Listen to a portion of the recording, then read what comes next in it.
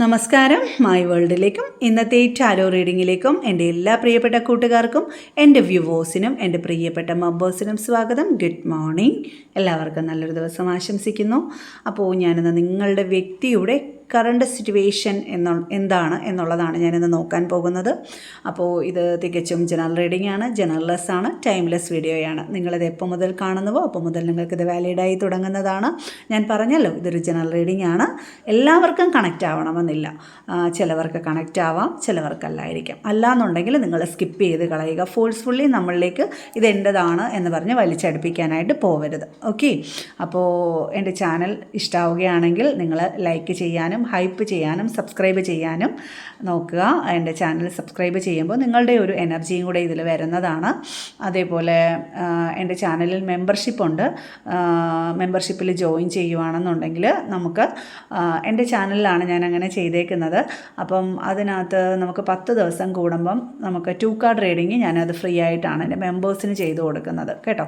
അപ്പോൾ വാട്സപ്പിൽ നിങ്ങൾ ഓർത്ത് വെച്ചിട്ട് കോൺടാക്റ്റ് ചെയ്യാവുന്നതാണ്. ഞാൻ ഇതിനകത്ത് മെമ്പർഷിപ്പ് റീഡിംഗ് ആയിട്ട് മാത്രം അങ്ങനെ ചെയ്യാത്തത് കൊണ്ട് ഞാൻ അങ്ങനെ പേഴ്സണലി അങ്ങനെ ചെയ്ത് വെച്ചേക്കുന്നതാണ് കേട്ടോ.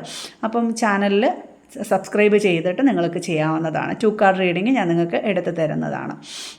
അപ്പോൾ വീഡിയോ ലൈക്ക് ചെയ്തിട്ട് കാണുക. പേഴ്സണൽ നമ്പർ ഞാനിവിടെ കൊടുത്തിട്ടുണ്ട്. നിങ്ങൾക്ക് പേഴ്സണൽ റീഡിങ്ങിന് വേണ്ടിയിട്ട് കോൺടാക്റ്റ് ചെയ്യാവുന്നതാണ്. ഓക്കെ, നമുക്ക് കാർഡ്സ് എടുക്കാം. ബ്രീത്ത് ഇൻ ബ്രീത്ത് ഔട്ട് ചെയ്യുക. പോസിറ്റീവ് മൈൻഡോടുകൂടി ഇരിക്കുക. നിങ്ങളെ മനസ്സിൽ നിങ്ങളെ വ്യക്തിയെ ആലോചിക്കുക. നിങ്ങൾക്ക് പോസിറ്റീവായിട്ടുള്ള കാര്യങ്ങൾ മാത്രം എടുക്കുക, നെഗറ്റീവായിട്ടുള്ള കാര്യങ്ങൾ വിട്ടേക്കുക. ഫോഴ്സ്ഫുള്ളി ഒന്നും വലിച്ചടുപ്പിക്കാനായിട്ട് ശ്രമിക്കരുത്. ഇത് ജനറൽ റീഡിംഗ് ആണ്. പേഴ്സണലായിട്ട് റീഡിംഗ് എടുക്കുകയാണെന്നുണ്ടെങ്കിൽ കാര്യങ്ങൾക്കൊക്കെ ഒരു വ്യക്തത വരും. ജനറൽ റീഡിംഗ് എന്ന് പറയുമ്പോൾ ഒരുപാട് പേരുടെ എനർജി സാമ്യമുള്ള റീഡിംഗ് ആണ്. ചിലപ്പോൾ അത് റെസനേറ്റ് ആവാം, ചിലപ്പോൾ അല്ലായിരിക്കാം. ഓക്കെ,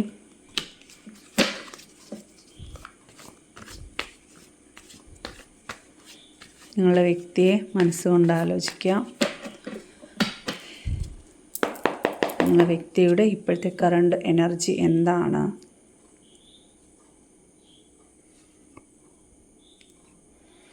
സെവൻ ഓഫ് വാൻഡ്സ് ആണ് നിങ്ങളുടെ വ്യക്തിയുടെ ഇപ്പോഴത്തെ കറണ്ട് സിറ്റുവേഷൻ എന്ന് പറയുമ്പോൾ. അപ്പം അവരുടെ മനസ്സിലുള്ള ഒരു ഊർജം, അല്ലെ അവരുടെ മനസ്സിൽ എന്താണെന്ന് വെച്ചാൽ അവർക്ക് ഇങ്ങനെ പോയാൽ പറ്റത്തില്ല, അവർക്ക് അടുത്ത തലത്തിൽ ഇനിയും കൂടുതൽ ഉയരത്തിലെത്തണം, അല്ലെ കൂടുതൽ അവർ വിചാരിക്കുന്ന കാര്യം ഇങ്ങനെ പോയാൽ സാധിക്കില്ല, അതിന് അപ്പുറത്തോട്ട് പോകണം, അല്ലെ കുറച്ചും കൂടെ അവരാഗ്രഹിക്കുന്ന കാര്യങ്ങൾ കിട്ടണം എന്നുള്ളൊരു രീതിയാണ് അവർക്ക് വേണ്ടുന്നത്. അപ്പോൾ അതിന് വേണ്ടിയിട്ട് അവർ ഒന്നും നോക്കുന്നില്ല. അവർ നല്ല രീതിയിൽ പരിശ്രമിക്കുന്നുണ്ട്. അവരാഗ്രഹിക്കുന്നത് നേടിയെടുക്കാൻ വേണ്ടിയിട്ടുള്ള ഒരു പരിശ്രമമാണ് എന്നുള്ളതാണ് കാണുന്നത്. ക്വീൻ ഓഫ് സോൾസ് ആണ് സെക്കൻഡായിട്ട്. എന്ന് വെച്ചാൽ അതിന് മാനുഷിക പരിഗണന ഒന്നുമില്ല. എന്ന് വെച്ചാൽ വൈകാരികമായിട്ടുള്ള കാര്യങ്ങളല്ല ഇപ്പോൾ അവർ പ്രസക്തി നൽകുന്നത്. അവരുടെ സ്വന്തം കാര്യം നേടുക, അതിന് വ്യക്തത വരിക, അതിന് ക്ലാരിറ്റി നേടുക എന്നുള്ളൊരു കാര്യത്തിലാണ് ഇപ്പോൾ അവർ പോയിക്കൊണ്ടിരിക്കുന്നത് എന്നുള്ളതാണ്. ഇവരുടെ തടസ്സം എന്താണ്?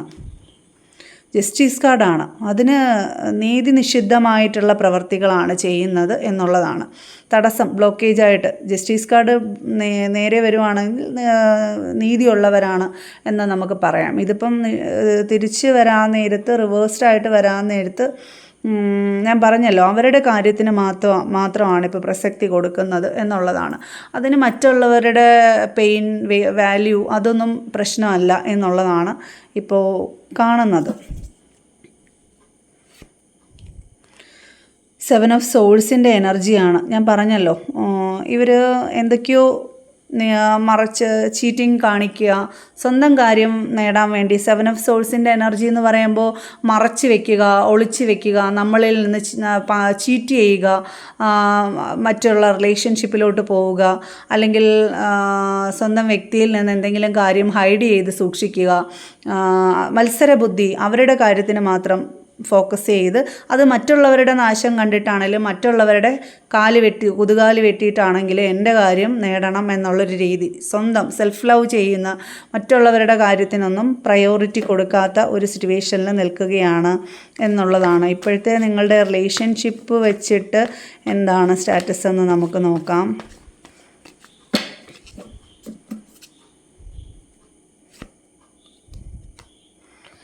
തീർച്ചയായും ഈ റിലേഷൻഷിപ്പ് ആഗ്രഹിക്കുന്നുണ്ട്, മാനിഫെസ്റ്റ് ചെയ്യുന്നുണ്ട്. ഇതും വേണം, എന്നാൽ അവരുടെ കാര്യങ്ങൾ നടക്കണം എന്നുള്ളൊരു രീതിയിലാണ് നിൽക്കുന്നത്. ഇതിന് പ്രയോറിറ്റി ഉണ്ട്, ഇത് ആഗ്രഹിക്കുന്നുണ്ട്, മാനിഫെസ്റ്റ് ചെയ്യുന്നുണ്ട്. ഇതിനകത്ത് ഈ ഒരു റിലേഷൻഷിപ്പ്, നിങ്ങളുമായിട്ടുള്ള റിലേഷൻഷിപ്പ് വേണം, അത് വിട്ടുകളയാനായിട്ട് താല്പര്യപ്പെടുന്നില്ല, ആഗ്രഹിക്കുന്നില്ല എന്നുള്ളതാണ്. എന്നാൽ അവരുടേതായിട്ടുള്ള കാര്യങ്ങളെല്ലാം നടക്കുകയും വേണം എന്നുള്ളൊരു രീതിയാണ് കാണിക്കുന്നത്. ദ ചാരിയറ്റാണ് എന്ന് വെച്ചാൽ ഇവർ ഭയങ്കര വിൽ പവറാണ്. എങ്ങനെ വീണാലും നാലുകാലേ വീഴുന്ന ഒരു ഇതാണ്. ഭയങ്കര എങ്ങനെ കൊണ്ടുപോകണം കാര്യങ്ങൾ, എവിടെ എത്തിക്കണം എന്നൊക്കെ ഭയങ്കരമായിട്ട് കണ്ണിങ് ആയിട്ട് ഉള്ള ആൾക്കാരാണ്. എങ്ങനെ ദിശാബോധമുണ്ട്, ഏത് കടുത്ത സാഹചര്യവും നിയന്ത്രിച്ച് കൊണ്ടുപോകാനുള്ളൊരു വിൽ പവർ ഇവർക്കുണ്ട്.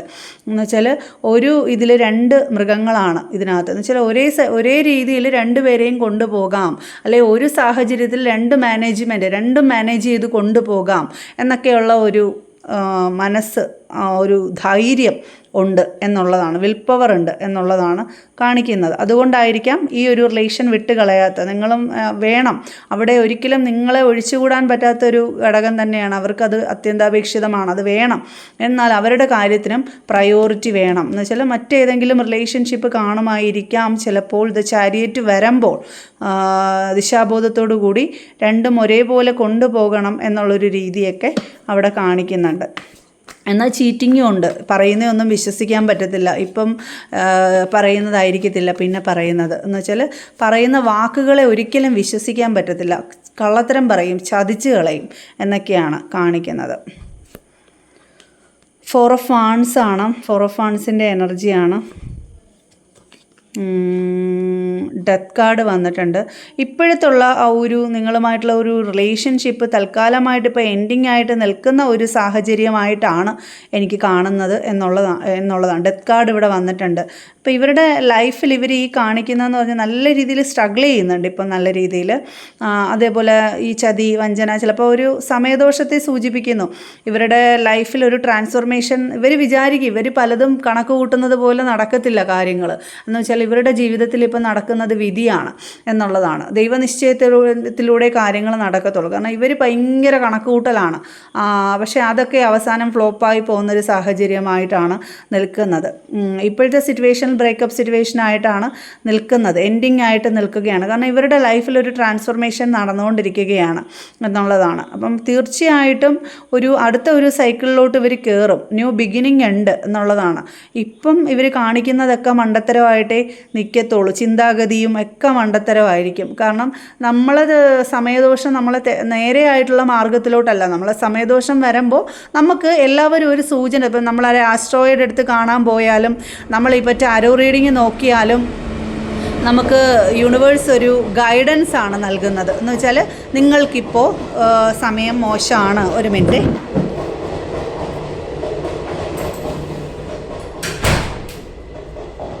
ട്രെയിൻ പോകുന്നതിൻ്റെ ഒരു ഡിസ്റ്റർബൻസ് ഉണ്ട്.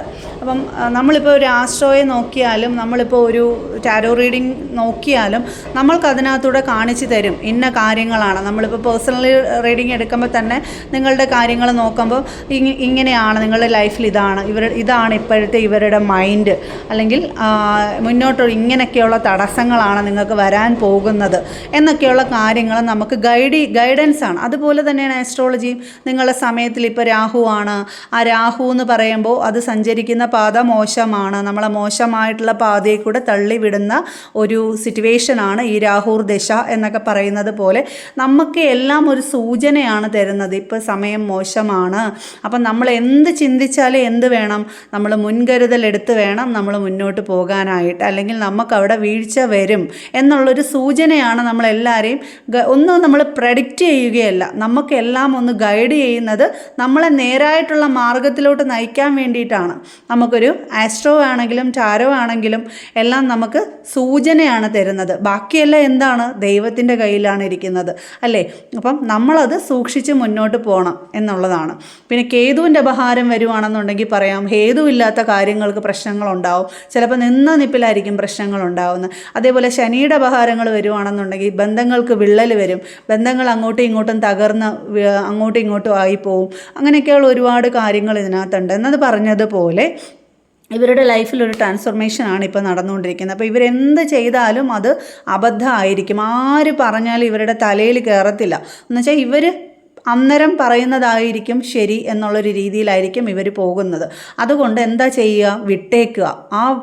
പിന്നെ എന്തൊരു പഴഞ്ചൊല്ല് പറയല്ലോ, പോയ വഴിക്ക് പോയില്ലേ അടിച്ച വഴിക്ക് തെളിക്കുക എന്നൊക്കെ പറഞ്ഞതുപോലെ അത് അങ്ങ് വിട്ടുകൊടുത്തേക്കുക എന്നുള്ളതാണ്. അപ്പോൾ അവരോട് നമ്മൾ എന്ത് പറഞ്ഞിട്ടും കാര്യമില്ല.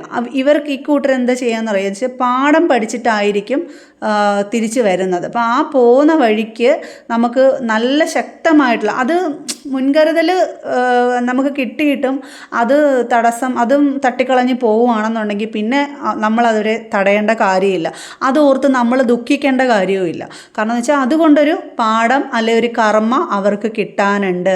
ആ കർമ്മയും കൊണ്ടേ അവർ തിരിച്ച് വരുത്തുള്ളൂ. അപ്പോൾ പിന്നെ എന്താ ചെയ്യുക, അന്നേ ഞാൻ ആ ഒരു വ്യക്തി പറഞ്ഞിരുന്നു ഇങ്ങനെ പോയിരുന്നാൽ ഇങ്ങനെ സംഭവിക്കുമെന്ന്. അന്നേരം ആ ഒരു തിരിച്ചറിവ് ഉണ്ടാവും എന്നുള്ളതാണ്.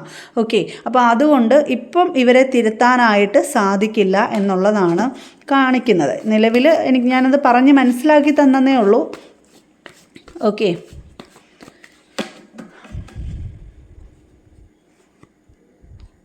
യെസ്, ഞാൻ പറഞ്ഞല്ലോ നല്ല രീതിയിൽ സ്ട്രഗിൾ ചെയ്യുന്നുണ്ട്, റിലേഷൻഷിപ്പിൽ ചീറ്റിങ് കാണിക്കുന്നുണ്ട്.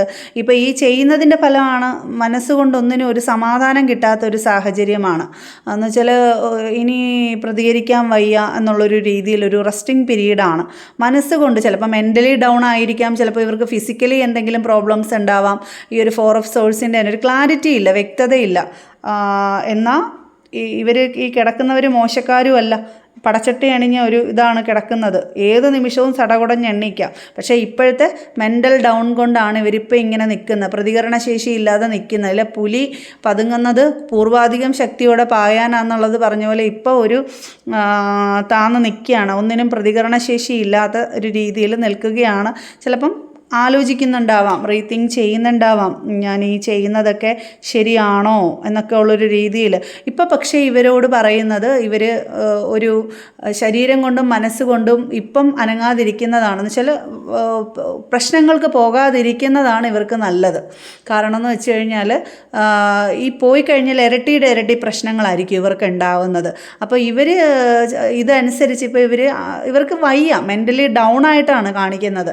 അപ്പോൾ ഇവർക്ക് പ്രതികരിക്കാൻ വയ്യ എന്നുള്ള മാനസിക സ്ഥിതി ഒന്നാമത്തെ കാര്യം ശരിയായിരിക്കത്തില്ല. അതാണ് 4 ഓഫ് സോൾസിൻ്റെ എനർജി വന്നേക്കുന്നത്. എല്ലാം ഈ ഒരു കിടപ്പിലും ഈ ഒരു ചിന്തയിലും ഡൗൺ ആയിട്ട് അവർ ചിന്തിക്കുന്നുണ്ട്. എല്ലാം ഒന്ന് ബാലൻസ് ആയിട്ട് കൊണ്ടുപോകണം, മിതത്വം പാലിക്കണം, എല്ലാം ഒന്ന് സമനിലയിൽ വരണം എന്നുള്ളൊരു ആഗ്രഹത്തോടു കൂടിയാണ് ഇപ്പം നിൽക്കുന്നത് എന്നുള്ളതാണ് കാണുന്നത്.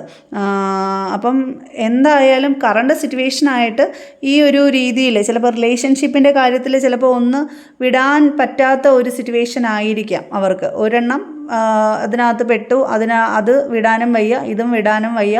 എന്നാൽ ഇതിൽ ഇങ്ങനെ പോയാൽ ശരിയാവത്തില്ല, അവർക്ക് അടുത്ത തലത്തിലോട്ട് അത് കൊണ്ടുപോകണം, ഒന്നും നഷ്ടപ്പെടാത്ത രീതിയിൽ അത് കൈകാര്യം ചെയ്ത് കൊണ്ടുപോകണം എന്നുള്ളൊരു രീതിയിലാണ് ഇപ്പോൾ ചിന്തിക്കുന്നത്. ആർക്കും കുഴപ്പം വരാത്തൊരു രീതിയിൽ പോകണം എന്നുള്ളൊരു ചിന്തയാണ് ഇപ്പം നിലവിലുള്ളത് എന്നുള്ളതാണ് എനിക്കിപ്പം മനസ്സിലാക്കാനായിട്ട് സാധിക്കുന്നത്. പക്ഷേ ഇവരുടെ പ്രധാന പോരായ്മയെന്ന് പറഞ്ഞു കഴിഞ്ഞാലുണ്ടല്ലോ, ഇത് എല്ലാം ഓക്കെ ആണെങ്കിലും പ്രധാന പോരായ്മയെന്ന് പറഞ്ഞാൽ ഈ കള്ളത്തരം പറയുക, ചതി ചെയ്യുക, വഞ്ചന ചെയ്യുക. ആരെയും ഇവരെ വിശ്വസിക്കത്തില്ല. കാരണം ഇവർ പറയുന്ന മൊത്തം കള്ളത്തരമായിരിക്കും. ജെനുവിൻ ആയിട്ടുള്ളൊരു കാര്യം ഇവരുടെ വായിൽ നിന്ന് വരത്തില്ല എന്നുള്ളതാണ്. ഇപ്പം അതാണ് പ്രശ്നങ്ങൾക്ക് കാരണം എന്നുള്ളതാണ്. എന്നുവെച്ചാൽ വിജയിക്കാൻ വേണ്ടിയിട്ട് ഇവർ പലതും ചതിയും ചെയ്യും. അത് പറയുന്ന കാര്യങ്ങളും നമുക്കൊന്നും അങ്ങോട്ട് വിശ്വസിക്കാൻ പറ്റാത്ത കാര്യങ്ങളായിരിക്കും. അങ്ങനെയൊക്കെയുള്ള കാര്യങ്ങൾ വരുമ്പം ഇവർക്ക് തീർച്ചയായിട്ടും ആരെടുത്തുനിന്നും ഒരു കമ്മിറ്റ്മെൻറ്റ് കിട്ടത്തില്ല എന്നുള്ളതാണ്. എല്ലായിടത്തും കാണിക്കുന്നത് ചതി തന്നെയാണ്, ചീറ്റിംഗ് ആണ്. ചിലപ്പോൾ ഇവിടെ ഇന്ന് ഇത് പറയും, അവിടെ വേറൊന്ന് പറയും എന്നുള്ളൊരു രീതി. എന്ന് വെച്ചാൽ എല്ലാം കൊണ്ടുപോകാൻ വേണ്ടി കള്ളത്തരം, നിലനിൽപ്പിന് വേണ്ടി കള്ളത്തരം പറയുന്ന ഒരു പ്രകൃതം പ്രകൃതം എന്നുള്ളതാണ് ഇവരുടെ ഒരു സിറ്റുവേഷനായിട്ട് എനിക്ക് കാണുന്നത്. പക്ഷേ മനസ്സുകൊണ്ട് ഇപ്പോൾ ഒരു റെസ്റ്റിംഗ് പീരീഡിലാണ്, ഒരു ട്രാൻസ്ഫോർമേഷൻ നടക്കുന്ന ഒരു സാഹചര്യമായിട്ടാണ് ഇപ്പോൾ നിലവിൽ കാണുന്നത്. റിലേഷൻഷിപ്പൊക്കെ ഒരു എൻഡിങ് ആയിട്ട് നിൽക്കുന്ന ഒരു രീതി ആയതുകൊണ്ടാവാം ഇപ്പോൾ ഇങ്ങനെ മനസ്സുകൊണ്ട് തളർന്നിരിക്കുന്നത്. വിചാരിച്ചത് ചിലപ്പോൾ ഇങ്ങനെ വിചാരിച്ചിട്ടുണ്ടാവില്ല, എല്ലാം ഓർക്കാപ്പുറത്തുള്ളൊരടി എന്ന പോലെയാണ് ഇപ്പോൾ കിട്ടിയേക്കുന്ന സാഹചര്യം എന്നുള്ളതാണ്. പക്ഷേ അങ്ങനെയൊന്നും വീഴത്തില്ല ഇവരെങ്ങനെയാണെങ്കിലും ചാടി എണ്ണീക്കും. പൂച്ച എങ്ങനെ വീണാലും 4 കാലം എണ്ണീക്കുമെന്ന് പറഞ്ഞതുപോലെയാണ്. ഇതിപ്പം ഞാൻ പറഞ്ഞില്ലേ, പുലി പതുങ്ങുന്നത് പൂർവാധികം ശക്തിയോടെ പായാനാണ് എന്നുള്ളതാണ്. ഇവരെ അങ്ങോട്ട് കണ്ണടച്ച് വിശ്വസിക്കാനും പറ്റത്തില്ല. ഇവരിങ്ങനെ അനങ്ങാതിരിക്കുകയും ചെയ്യും. കാര്യങ്ങളൊക്കെ ഒന്ന് ലെവലായി അടുപ്പിച്ച് കൊണ്ടുവരുമ്പോൾ വീണ്ടും തനിനിറം കാണിക്കുന്ന ഒരു പ്രകൃതം, അതാണ് ശരിക്കും ഇവർ. അതുകൊണ്ട് ഇവരെ അങ്ങോട്ട് ഒരിക്കലും വിശ്വസിക്കാൻ പറ്റാത്ത ഒരു പ്രകൃതക്കാരാണ് ഇവർ എന്നുള്ളതാണ്. ഇപ്പോൾ പക്ഷേ ഒന്ന് താന്നിരിക്കുകയാണ്, പത്തി താന്നിരിക്കുന്ന ഒരു സമയമാണ്. ഭയങ്കര ഒരു എന്താ വെച്ചാൽ ഇരട്ടച്ചങ്കെന്നൊക്കെ പറഞ്ഞതുപോലെ ഒരു വിൽ പവർ ഉള്ളവരാണ്. ഇങ്ങനെ കാര്യങ്ങൾ എത്തിക്കാമെന്ന് അവർ മനസ്സിൽ വിചാരിക്കുന്നത് പോലെ അവർ കാര്യങ്ങൾ കൊണ്ടുവന്ന് എത്തിക്കും. അതിനവർ ഏത് വളഞ്ഞ വഴിയോ ഉപയോഗിക്കും എന്നുള്ളതാണ്. ഒരു ബോട്ടമായിട്ട് സൺ കാർഡാണ്, ജസ്റ്റിസ് രണ്ടാമത് ജഡ്ജ്മെൻ്റാണ് എന്നൊക്കെയാണ് വരുന്നത്. തീർച്ചയായും ഒരു ഉയർത്തെഴുന്നേൽപ്പ്, വീണ്ടും ഒരു മാറ്റം, പുതിയ തുടക്കം ഉണ്ട് എന്ന് തന്നെയാണ് കാണിക്കുന്നത്. ഒരു അസ്തമയത്തിൽ നിന്നൊരു ന്യൂ ബിഗിനിങ്, ഒരു പുതിയ തുടക്കം, ഒരു പുതിയ ഉദയം ഉണ്ട്. ഇപ്പം അസ്തമിച്ചിരുന്നാലും ഞാൻ പറഞ്ഞില്ലേ, ഇവരെങ്ങനെ വീണാലും 4 കാലം എണ്ണീക്കും. ഇപ്പം അസ്തമിച്ച് കിടക്കുകയാണ്, പക്ഷേ പുതിയ ഉദയമുണ്ട്, ന്യൂ ബിഗിനിങ് ഉണ്ട് എന്നുള്ളതാണ് എനിക്ക് ബോട്ടമായിട്ട് നിങ്ങളുടെ വ്യക്തിയുടെ ഇപ്പോഴത്തെ ഒരു കറണ്ട് സിറ്റുവേഷനായിട്ട് എനിക്ക് വായിക്കാനായിട്ട് പറ്റുന്നത്. ഇത് എത്ര പേർക്ക് റെസനേറ്റ് ആവുമെന്ന് എനിക്കറിയില്ല. ചിലവർക്ക് കണക്റ്റ് ആവാം, ചിലവർക്ക് കണക്റ്റ് അല്ലായിരിക്കാം. എനിക്ക് ഇന്ന് യൂണിവേഴ്സ് എൻ്റെ മുമ്പിൽ കാർഡ്സിലൂടെ കൂട്ടി വായിച്ച് തരുന്ന ഒരു ഗൈഡൻസും ഒരു ഇതാണിത്. അപ്പം ഇത് നിങ്ങൾ പോസിറ്റിവിറ്റി നിങ്ങളിലേക്ക് ക്ലെയിം ചെയ്ത് യൂണിവേഴ്സിനോട് നന്ദി പറയാവുന്നതാണ്. 1111 എന്ന നമ്പർ കമൻറ്റ് ചെയ്യാവുന്നതാണ്. 1111 എന്ന് പറയുമ്പോൾ ഒരു പുതിയ ന്യൂ ബിഗിനിങ് ആണ്. എല്ലാം നമുക്ക് അനുകൂലമായിട്ട് വരാം. ഏഞ്ചൽസിൻ്റെ സപ്പോർട്ടും കാര്യങ്ങളും ഒക്കെ ഉണ്ട്. ഒരു പുതിയ തുടക്കം എന്നൊക്കെയുള്ളതാണ് റിലേഷൻഷിപ്പിനകത്ത്. സ്ട്രോങ് ബോണ്ടിങ് എന്നൊക്കെയാണ് 1111 കമൻറ്റ് ചെയ്യുക. Okay, thank you.